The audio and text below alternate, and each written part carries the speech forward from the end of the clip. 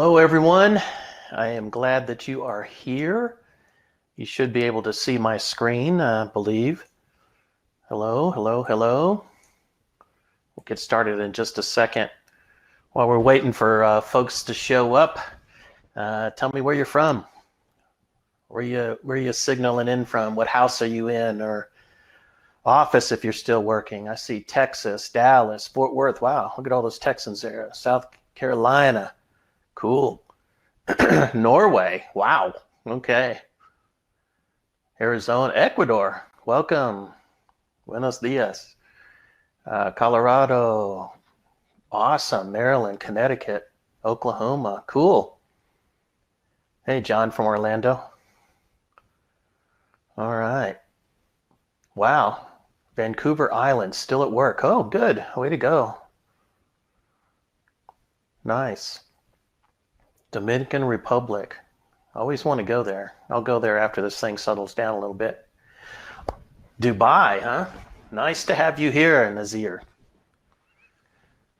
Thanks, Tony. Oh, go MUTOH, he says. Okay. Well, let's get going in this webinar here. As you have discovered, on the right-hand side there is the chat box, and I have a couple of moderators that are going to be watching that as well. If they can answer questions while we're doing the presentation, they'll answer some. But even if we don't give you an answer, or it scrolls past or whatever, type the answer or the question in anyway, because it gets recorded, and then after the session I go through all those to make sure they all got answered. We're gonna do a really good job here. You might want to write down this website, thinkmutoh.com.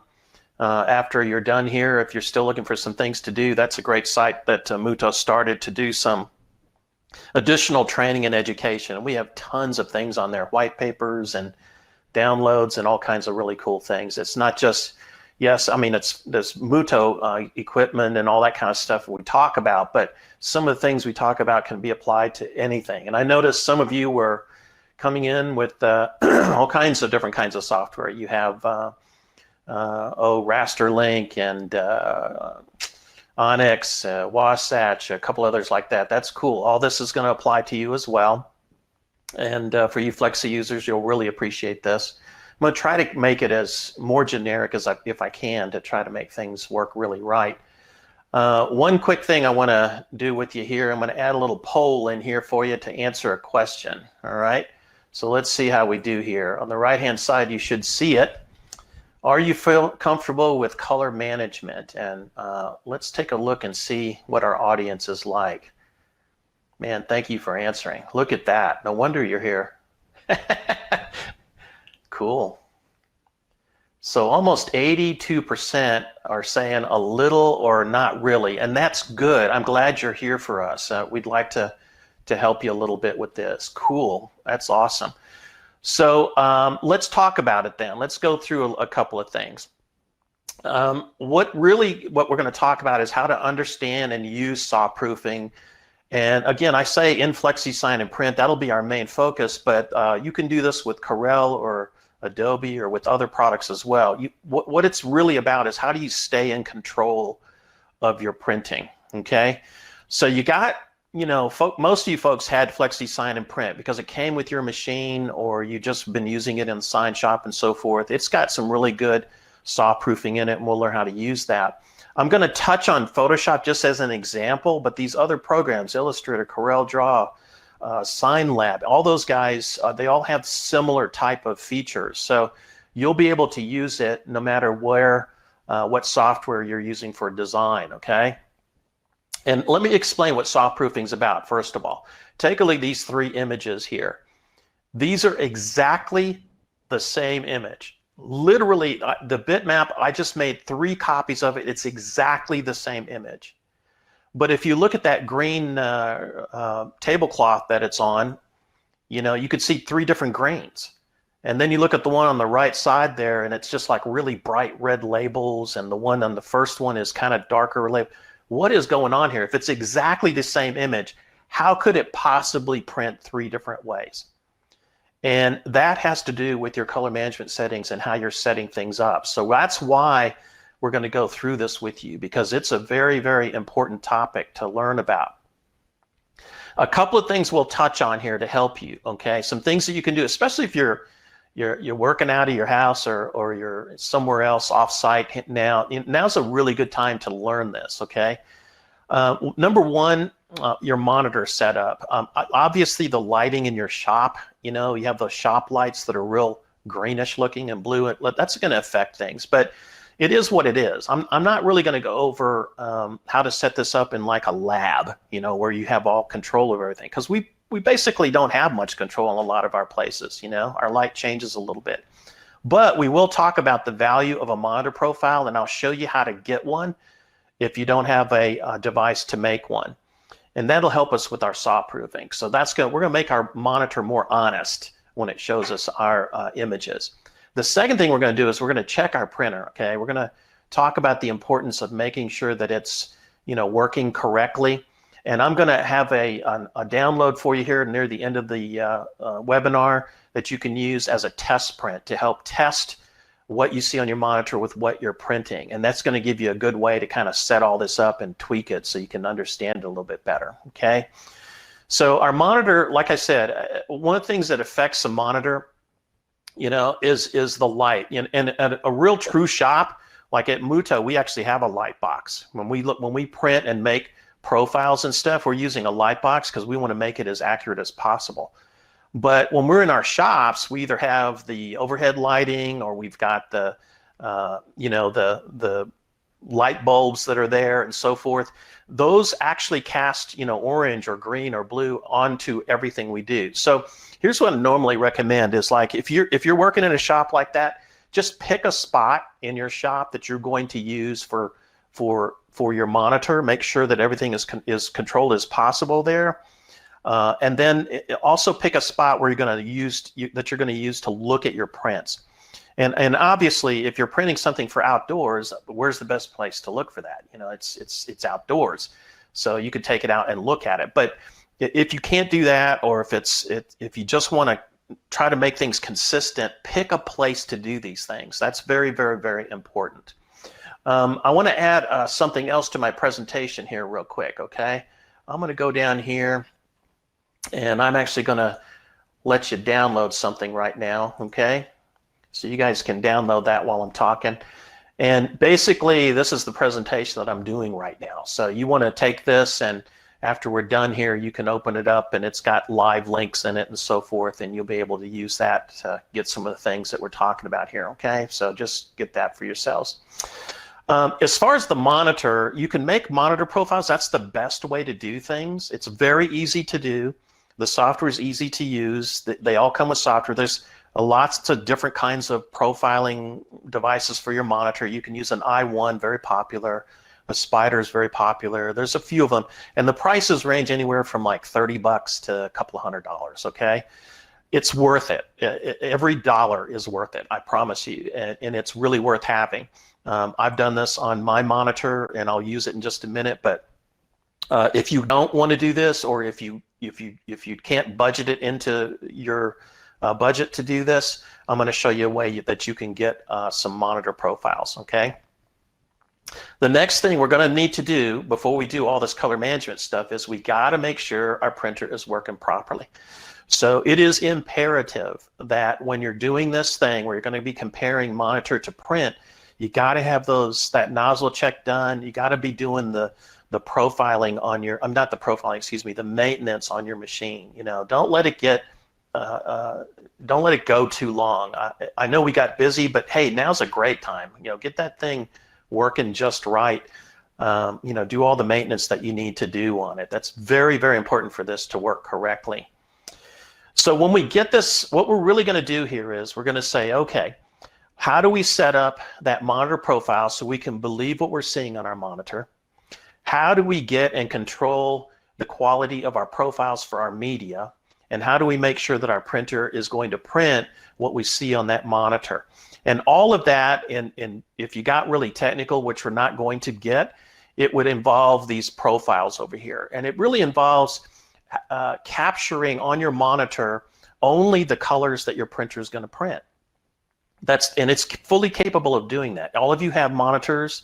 Doesn't matter in our everyday work how great your monitor is. Most monitors are going to be fine. I mean, obviously the better quality monitor, the better, but most monitors are going to be able to capture for sure all of the colors that your printer can print. So we'll show you how to set that up in just 1 second, okay? Finally, we're going to actually look for monitor profiles. If you don't feel like you can actually make a monitor profile, or maybe you're at home and you don't have an equipment to do that or something like that, write this one down. It's in your handout that I just sent you anyway, but write this one down. It's just tinyurl.com/monitor profiles. And basically it'll take you to a website where you can actually download profiles that others have made for your model monitor. So you'll need to know what your model is. So if you have a Dell, on the back of the monitor, it's going to tell you what the model is. It'll give you like the name of the model, or a model number or something like that. And this site will give you places where you can download monitor profiles. And even if you just do that, it's going to be a better match, okay? So just start with that. And then as far as printer profiles, there's 3 places you can get these. You can get it from the reseller who sold you the machine. They should provide you profiles. You can get it from the media manufacturer. So if you buy, Avery or Oracle or something like that, they've got profiles as well. And you can get it from the printer maker's website, which is sometimes the best place to go. Like MUTOH, for instance, we win awards every year for almost all our printers. I mean, we win top awards. I mean, we beat guys like HP and Epson and some of those guys, right? They win awards too, but we win a lot more. And the reason for that is our product managers make very, very high quality profiles. So that's probably going to be the case at some of the other manufacturers as well. You want to probably go there and get profiles. And you can find those at the MUTOH support tab. There's a little FTP site. I'm not going to show you all that. I'll give you, some you can go through the presentation and kind of find where those are at. And then finally, what I'd like to do is I'm going to let you download this image. So let me get that going for you. Okay, here's the recommended test image. I'm going to share that with you. And then you guys can start downloading that if you want. This is the image that I'm sending to you. And what you're going to do is you're going to use this to test what we're going to set up here in a minute. So once we get all this color management set up and soft proofing done, what we're going to do is soft proof an image, and then we're going to send that image to the printer, and then we're going to bring that image over to our monitor and see how close it matched. Well, we need a good test image, and this is one of the better ones I've found, and I'll tell you why. Because it not only has a color image, but it repeats that color portion on the right-hand side in grayscale. And what I like about this is if you print this image and you send it to your printer, and then you bring it over into where your examining table is, and you see that grayscale side, and it has like a pinkish tint or a cyanish looking tint, that's called color casting. That typically indicates that your ICC profile for your printer is really not tweaked exactly right. So you might need to try a different profile. Even if it's the exact profile for that media, which should work, but even if it is and you're getting that tint, it's not a bad idea to maybe try a similar profile. So for instance, if you're using Oracle or something and you're getting that tintish look on that gray side, maybe you want to try a similar type of Avery or 3M or something like that. I'm not saying that's the best way to do it. The best way would be to make a profile for your media. That would get rid of it for sure. But if you can't do that, or you don't have the time to do it, or don't have the inkling to do it, try a different profile, but make sure it's real similar material. Okay, real good. Okay, so let's talk about doing some things in our software here. I'm going to go to Photoshop real quick. Okay, this is Photoshop. And what you're seeing here is the test image that we just talked about. And I'm just going to do this quickly because this is the design software. This is not the RIP software. But this is what I've done in this particular case, all right? At the very bottom of the screen where it says document size, there's a little arrow to the right, and you can actually click on document profile, and it will tell you what the profile is for this particular image. In other words, it's telling you how the colors are being distributed in this color space, in this case called sRGB. And in the edit menu, there's a choice here called color settings. And this is actually where you set up the color management. It's exactly the same two strokes there to get to it in Flexi. It's edit and color settings. And basically what we're saying here to Photoshop in this case is work in this profile, which is that sRGB, and where it says CMYK here, you'll notice I've actually got my Expert Jet 1641 profile for Avery vinyl in here. Now I'm going to click that down arrow and you'll see a bunch of different choices in here. The way I got that in there was I went to load CMYK and then I just navigated to the place where I had all my profiles. So if you had VersaWorks, you would go to the VersaWorks place that has profiles. If you have Onyx, you would go to where Onyx keeps them. If you have Rasterlink, you would go to where Rasterlink keeps them. So basically all I did was just navigate to the place where the program exists, in this case say FlexiSIGN, right? And then I would go to the ICC profile folder and I would pick my printer, and then I would pick one of these profiles that I'm about to test, okay, that I want to soft proof with. And that's all I did, and it will load it into your Photoshop here, right? Now here's the good part about that. At this point then, I can go to my View menu in Photoshop and choose Proof Setup and Custom. And basically that's going to show me that I'm trying to simulate on my monitor what's going to happen on my printer. That's why I loaded that ICC profile in there, okay? And so when I go to View and Soft Proof, where it says Proof Colors, when that check mark is on there, it's proofing it. It's showing me a preview, right? So here's the cool part. If I go to Edit menu and Assign Profile, and I start scrolling through these profiles here, right? Whoops, let's just go back there. If I start scrolling through here, look at how that image will change. See, it's the exact same image, but what this is showing is if I were to use one of these profiles with that image and send it to my printer, this is the print that I'm going to get, right? So you can see some of these are really out of line, right? Because they're not really handy. So the most common one, basically, or most common two, is the sRGB. That's the most common one. And then the Adobe RGB. In fact, I think you VersaWorks users probably use Adobe RGB in many cases. So let me just explain why this is important, okay? That's just in Photoshop. I just want you to see that, because here's what happens. A customer can unknowingly take an image that they've created and they can unknowingly assign a profile to it, and when they send that image to you, the profile gets embedded. The profile gets embedded in the image. So when you open it up in Flexi, it actually still has the embedded profile in it. And here's why that's important, okay? Let's go on over to Flexi here now. Okay, so here's the cool thing. This is, again, this exact same image on both sides. I have two rectangles or four rectangles up here that are lime green.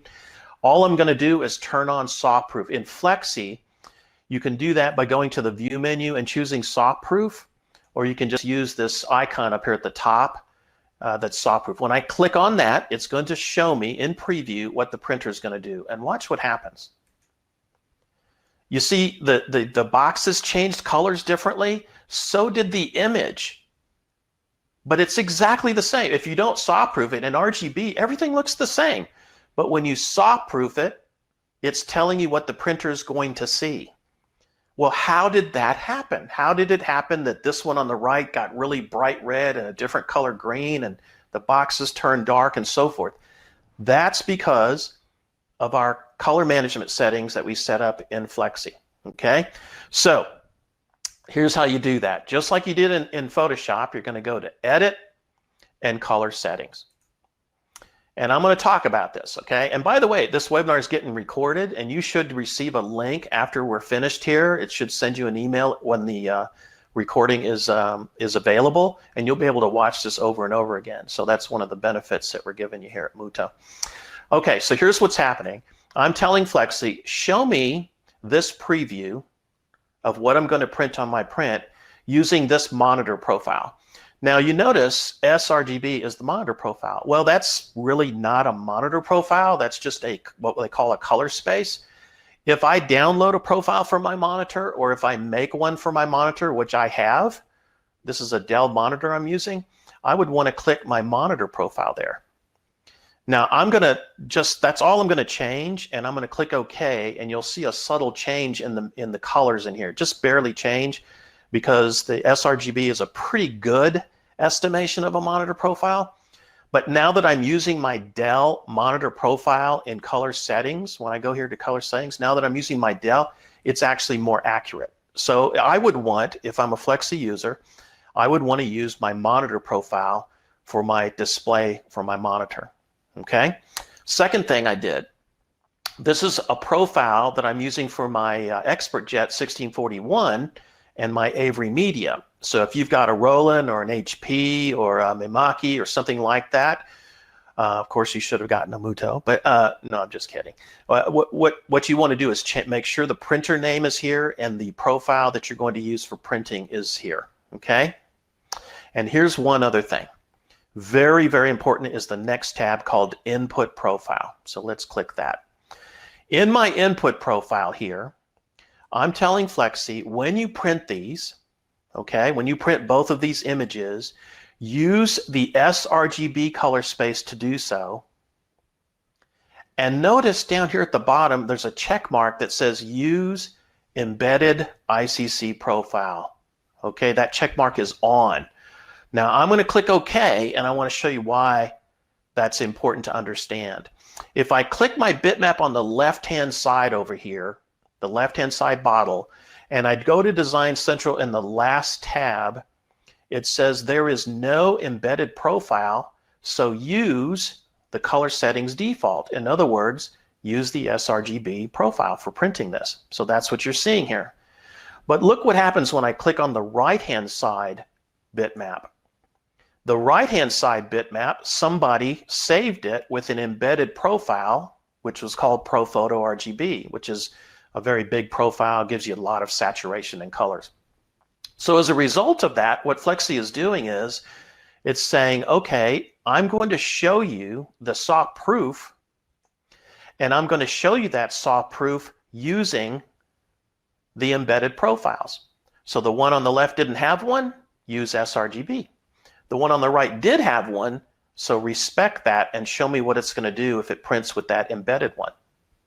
That's how the same image can actually print two different ways. And I get this a lot. I get people, they'll put on Facebook or send me a text or something like that, and it's like, man, I don't understand. I got this image and I printed it, and then I got another image that was exactly like it and it printed a different color. That's what happens, the embedded profile. So it's a good idea when you're getting images from a customer or creating them yourself, click on the bitmap and check that last tab and see if there's an embedded profile. Very, very important. Now watch, I'm going to unembed. I'm going to say, no, I'll tell you what, don't use the embedded profiles. And I'm going to click OK. And notice what happened. Now the one on the right looks like the one on the left. The two match because they are both using the default input profile. And as a matter of fact, on either one of these, I'm going to use the right-hand one just as an example. I can literally go here to my, I still have SAW proof on, by the way. I can go to my input profile here, and let's say, okay, what's it going to look like if I use an Adobe profile? And I'm just going to scroll through here. And notice as I'm scrolling through these input profiles, it's showing you the effect it's going to have on my image. So this is a way that you can literally come in here and say, well, my customer has asked me to print this, and they've given me maybe a photograph that I'm trying to match or something like that. What you're doing here is they don't know what media you're going to use. So what you can do here is you could say, I'm taking into account that I'm using that Avery Media and I'm using my MUTOH printer. What would it look like if I change the profile to one of these? And that way you can actually adjust your bitmap until you get the preview that's more accurate for what your project calls for. I hope that makes sense. It's really pretty straightforward, okay? So always check your profiles in here. Secondly, What about these vector pieces of artwork up here? Remember, these were all lime green. They were all exactly the same color, but when I click on it, they change to a drastically different color. Well, it turns out that these colors up here at the top, these vector pieces of artwork, they also are doing color management. Now, the way that this works in Flexi is that you can click any color, any vector artwork. Okay, I'm going to choose the one up here on the top left. And there's a little color specs monitor up here, just a little eyedropper with a magnifying glass on it. I'm going to choose that. And in this case, it actually says that that's a lime green, and it's an RGB color, and it gives you the formula. But look up at the top right-hand side. It says use color management with that vector color, and use the default color settings. So in other words, this is the lime green that would print if I use my edit and color settings and it said sRGB, remember? So that's the color I'm going to get because I'm using color management with that color. But let me show you something. If that's not exactly what you want, you've got a couple of options here. You could literally say, you know what, let's reassign a profile to that, just like I did in my image over here. I'm going to go with this pro photo, okay? And then I'm going to click OK and just watch the lime green change to another shade of green, right? But not the bottom one. So I only changed that one vector color. Now, the reason I'm showing you this is because you can actually use this method if you wanted to reassign a rendering intent or a profile to a particular color on your swatch down here without affecting the other colors. So what I'm saying is I get this message all the time too. Somebody calls and says, hey, I have everything seems to be printing right, but my blue is kind of violet color. It's kind of a purplish color, or my red is a little more orange, not bright red. Okay, but everything else is the same. Well, you don't want to change color management for everything. You just want to change it for that one color. So that's a very important thing. You could even say, don't use color management at all on that green up there, you know, and you'll get something extremely different, right? So again, that's what's happening when you're working with colors up here. I'm going to undo that a couple of times because I want to go back to matching my colors again, and I want to talk about these two squares here because this topic comes up from time to time as well. I'm going to use my color palette, and I just want to show you that top color up here is a lime green. Let me get that out of the way. That's an RGB green, okay? The bottom one, which is exactly the same color, is a CMYK green. In other words, if I take off my soft proof, these two lime greens are exactly the same color. One was designed in RGB, one was in CMYK, but when you preview them, they're exactly the same preview. So people will ask me all the time, should I be designing in RGB or CMYK? Well, quite frankly, it does not make a difference. What happens is either way is okay. And a lot of folks design in CMYK because that maybe gives them a little more tweaking they can do to colors and matching Pantones and so forth. That's fine. But the idea is that when you do the soft proof, what's happening is you're telling that color, whether it's RGB or CMYK, you're saying, look, run that color through my color settings. Show me what that color is going to do on that material with that particular printer using this particular color space. And basically what happens in your RIP softwares, all RIP softwares, they're literally taking your images from your design software, even if they're in CMYK, they're converting them into RGB numbers and then into CMYK ink colors. And so you're basically looking at the CMYK ink colors for a lime green here. So whether it was defined in RGB or CMYK made no difference at all. Made no difference at all. So what we're really talking about here is we're saying, okay, we need to adjust our profiles in the software, whether you're using Corel or Illustrator or any of those other softwares, adjust them, make sure that your software proof is turned on, okay? We need to set up the soft proofing in those softwares. Make sure you have the accurate ICC profile for your printer and your printer's working correctly. We're going to do test results. We're going to test. We're going to send that test print with these management settings over there and soft proofing to our printer. Then we're going to bring it back over to our monitor and we're going to make a couple of monitor adjustments. All we're going to need to do on the monitor after we have our profile on there is adjust that brightness and contrast to match that print as close as possible. That's really all we're doing. So open your test image, change the settings in your dialog, print it, and then see what happens on your printer. That's really the way you can do soft proofing and get some reliable results, okay? So this is a very, very important question is in the second question that I wanted to ask you, right? Let me ask you this now. Give me a poll again. Do you currently use soft proofing in FlexiSIGN or in these other programs? Yeah, I didn't think so. That's about the right amount. It's usually about 1 to 3. Good. So you're not doing it, which means that when you're sending files to your printer, you're just guessing. You know, you're like, okay, it didn't come out right, so now I got to go back and tweak, and you're spending a lot of time adjusting prints. Stop doing that, man. Start using soft proofing. Very, very important. Here's another important question here, right? Ask this, just as an example. Are you using one of these programs for design? I know most of you are probably going to be Flexi. I saw that. Oh, good. You guys are using a lot of Photoshop and Illustrator. Cool. So you remember now, if you're using a lot of Photoshop and Illustrator or whatever other program you're using, what's happening? You can accidentally save it with an embedded profile. So you got to make sure when you go back into that Flexi program, right? You got to make sure that you either want to use the embedded profile or you don't want to use it and you want to control things from your Flexi software over here. If you want to match what you had back in Photoshop, for instance, if I'm in Photoshop here, okay, and I have this Adobe RGB set to this particular image right here, right? Then what I would want to do is I'd save it, and Photoshop basically embeds it, almost always does that. So back in Flexi, I would want to do what? I would want to uncheck this, and then I would want to make sure, or I would want to check it, make sure that it does use it, or I want to go in here and say, okay, don't use it, but assign it right here. Assign the same one, right? So you would assign the Adobe to that, and then it would match what you saw back in your Photoshop, okay? That's kind of the process that you would use there. Excuse me. Very good. Cool. Okay. How about this question here?